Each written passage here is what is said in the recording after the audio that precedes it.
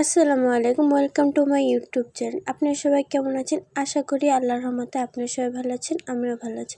আজকে আমরা মসুরির ডাল দিয়ে লতি রান্না করব। চলুন দেখে আসি কীভাবে আমরা লতি রান্না করি। প্রথমে আমরা এরকম দেখছেন, বেশি মোটাও না চিকনও না, এরকম সাইজের লতি কিনে নিয়ে এসেছি। এরপর আমরা ভালো করে কেটে মেটে ছিলে নিয়েছিলাম। তো চুলায় একটি কড়াই বসিয়ে দিলাম। এরপর তেলটা গরম হয়ে আসলে আমরা এখানে 2-3টে তেজপাতা দিয়ে দিব। এরপর এখানে জিরা দিয়ে দিলাম, দিয়ে ভালো করে নেড়েচেড়ে নিব। আমরা কিন্তু এই লতির তরকারিটা খুব অল্প মশলা দিয়ে রান্না করেছি। অনেকে অনেক মশলা দিয়ে রান্না করে, আমরা কিন্তু কম মশলা দিয়ে রান্না করি। এটা খেতে খুব মজা হয়, আমাদের ঘরে সবাই মজা করে খায়। আপনারা একবার রান্না করে দেখবেন, আপনারাও খুব মজা করে খেতে পারবেন। আমাদের এখানে দিলে 1 প্লেটই সবাই খেয়ে উঠে পড়ে। এরপরে এখানে রসুন কুচি দিয়ে দিলাম। রসুন কুচি আপনারা কেটে দিবেন যদি বেশি বড় হয়ে থাকে। আমাদের রসুনগুলি বেশি বড় ছিল, সেজন্য আমরা কেটে নিয়েছি, আর ছোটোগুলি নাও কাটা যায়। এরপর পেঁয়াজ কুচি দিয়ে দিব, দিয়ে ভালো করে নেড়েচেড়ে নিব। এই লতিতে কিন্তু বেশি রসুন দিতে হয়, তাহলে কিন্তু খেতে বেশি মজা লাগে। এরপর মসুর ডালটা দিয়ে দেব। মসুর ডালটা আমরা ভালো করে ধুয়ে রেখেছিলাম, কিছুক্ষণ ভিজিয়ে রেখেছিলাম।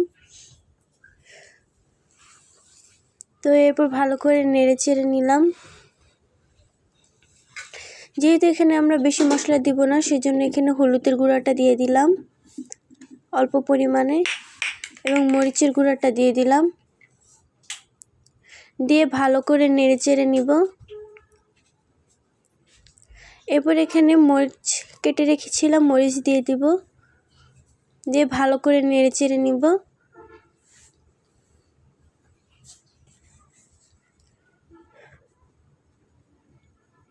ডালটা কিন্তু আপনারা অনেকক্ষণ ভিজিয়ে রেখে দিবেন, তাহলে কিন্তু সিদ্ধ হয়ে যাবে তাড়াতাড়ি। এরপর এখানে লবণ দিয়ে দিলাম, এবার ভালো করে নেড়েচেড়ে নিয়েছি। এরপর এখানে ধনিয়ার গুঁড়া দিয়ে দিলাম, দিয়ে ভালো করে আবার নেড়েচেড়ে নিলাম। তো আপনাদেরকে তো প্রথমেই বলেছি এখানে আমরা বেশি মশলা দিব না, এই মশলাগুলো দিয়েই আমরা ভালো করে নেড়েচেড়ে কষিয়ে নিব ডালটাকে।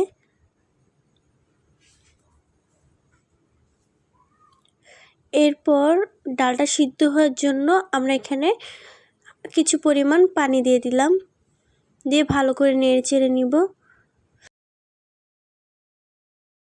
তো ডালটাকে তো আমরা ভালোভাবে কষাবো, সেই জন্য আমরা ঢেকে রেখে দিব কিছুক্ষণের জন্য।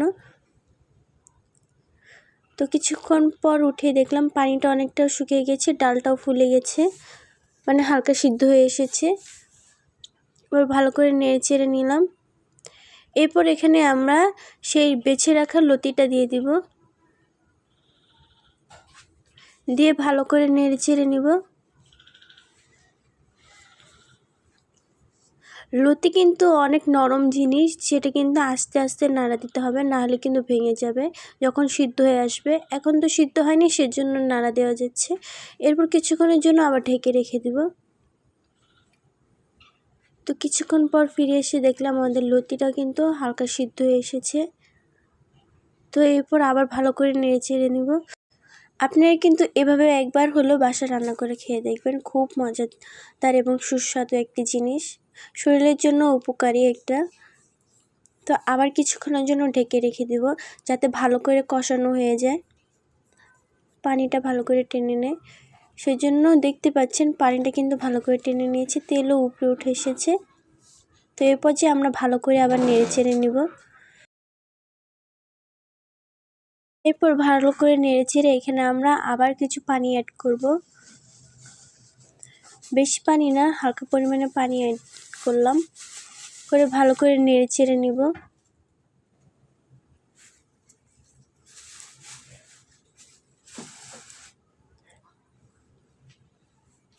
আপনারা যদি আমাদের চ্যানেলে নতুন হয়ে থাকেন তাহলে কিন্তু চ্যানেলটা সাবস্ক্রাইব করে দেবেন, আর যদি ফেসবুক পেজ থেকে দেখেন তাহলে পেজটা ফলো করে দেবেন। তো কিছুক্ষণের জন্য ঢেকে রেখে দিয়েছিলাম। তো কিছুক্ষণ পর ফিরে এসে দেখলাম আমাদের তরকারিটা বলক হয়ে এসেছে। তো এরপর যে আবার আলতো করে আমরা নেড়েচেড়ে নেব, নাহলে কিন্তু লতিটা ভেঙে যেতে পারে।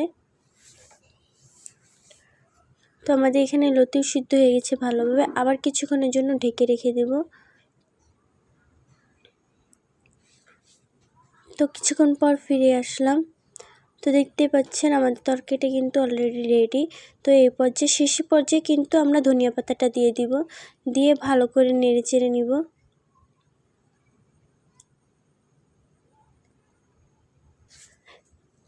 এরকম নিত্য নতুন ভিডিও পেতে চাইলে আমাদের চ্যানেলের সাথে থাকবেন এবং সাবস্ক্রাইব করে দিবেন। আমাদের ভিডিও যদি আপনাদের কাছে ভালো লেগে থাকে তাহলে কমেন্টে জানিয়ে দেবেন, আর আপনারা কেমন ভিডিও চান তা আমাদেরকে জানিয়ে দিবেন, এবং লাইক কমেন্ট শেয়ার করতে কিন্তু ভুলবেন না। তো সবাই ভালো থাকবেন। আল্লাহ হাফিজ।